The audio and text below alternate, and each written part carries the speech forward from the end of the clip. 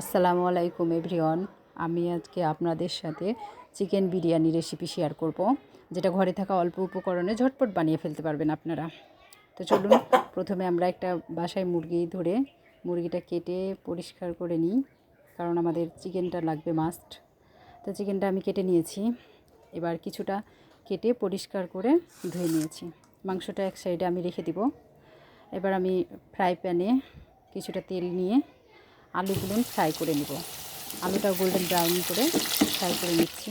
Fry হয়ে গেলে আমি এবার উঠিয়ে নিচ্ছি, কারণ বিরিয়ানিতে আলুটা মাস্ট। আলু না হলে বিরিয়ানি চলে না আমাদের। তো ওই তেলের মধ্যেই আমি কিছুটা 1 কাপ পরিমাণে পেঁয়াজ কুচি, কিছুটা কাঁচামরিচ দিয়ে নিচ্ছি। এবার আমি মাংসটা ম্যারিনেট করে নেব। দিয়ে দিলাম আদা রসুন জিরা বাটা, লবণ, ধনিয়া গুঁড়া, মরিচের গুঁড়া, গরম মশলা গুঁড়া। এবার সামান্য পরিমাণে লেবুর রস দিয়ে নিব।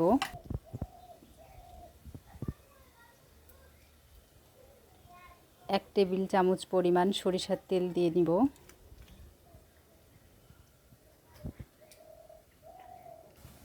এবার আমি মাংসটা হাত দিয়ে ভালোভাবে ম্যারিনেট করে নিচ্ছি। মাংসটা ম্যারিনেট করা হয়ে গেলে ওই পাশে আমার কড়াইতে পেঁয়াজটাও ব্রাউন কালার হয়ে গেছে। আমি এবার মাংসটা কড়াইতে দিয়ে নিব। মাংসটা দিয়ে নিয়েছি। এখন আমি কিছুটা বিরিয়ানি মশলা দিয়ে দিলাম। এটা আমার বাসায় তৈরি করা বিরিয়ানি মশলা, আপনারা চাইলে প্যাকেট ইউজ করতে পারেন। আর এক পাশে মাংসটা হতে হতে এই পাশে আমি চালটা ভালো করে ধুয়ে পরিষ্কার করে ভেজে নিলাম। মাংসটাও আমার হয়ে গেছে। মাংসটা আমি নামিয়ে নিব। মাংসটা নামানোর পরে মাংসের যে এক্সট্রা তেলটা আছে ওটাই আমি কড়াইতে দিয়ে নিব। কড়াইটা বসিয়ে দিয়ে নিলাম তেলটা। এই তেলটা দিয়েই আমি আজকে আমার বিরিয়ানিটা রান্না করব। আমি দিয়ে দিলাম 2 টেবিল চামচ পরিমাণ পেঁয়াজ কুচি। চাউলটা ফ্রাই করে নিলাম। এখানে আমি 1 কেজি চাউল নিয়েছি, তাই 2 লিটার গরম পানি আমি দিয়ে নিলাম। গরম পানিটা অবশ্যই দিবেন, আর চাউলটাও 15-20 মিনিট ভিজিয়ে নেওয়ার চেষ্টা করবেন। টিপসগুলো যদি মাথায় রাখেন তাহলে অবশ্যই বিরিয়ানিটা এরকম ঝরঝরা হবে। আমি ঢাকা দিয়ে রেখেছিলাম 10 মিনিটের মতো। এ পর্যায়ে আমি মুরগির মাংসটা দিয়ে নিব। মুরগির মাংসটা দিয়ে ভালোভাবে আমি নাড়া দিয়ে নিব। নাড়া দিয়ে কিছুটা কাঁচামরিচ উপর দিয়ে ছড়িয়ে দিব। আর 1 টেবিল চামচ পরিমাণ ঘি দিয়ে দিব।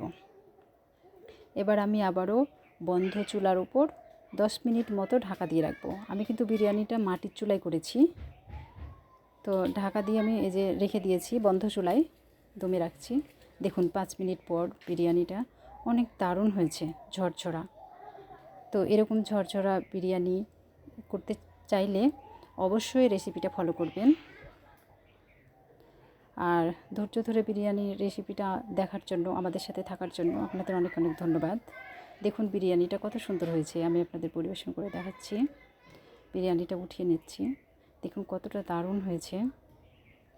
এরকম ঝরঝরা বিরিয়ানি বানিয়ে খেতে চাইলে অবশ্যই রেসিপিটা ট্রাই করবেন, আর কমেন্ট করে অবশ্যই জানাবেন রেসিপিটা কেমন লেগেছে আপনাদের।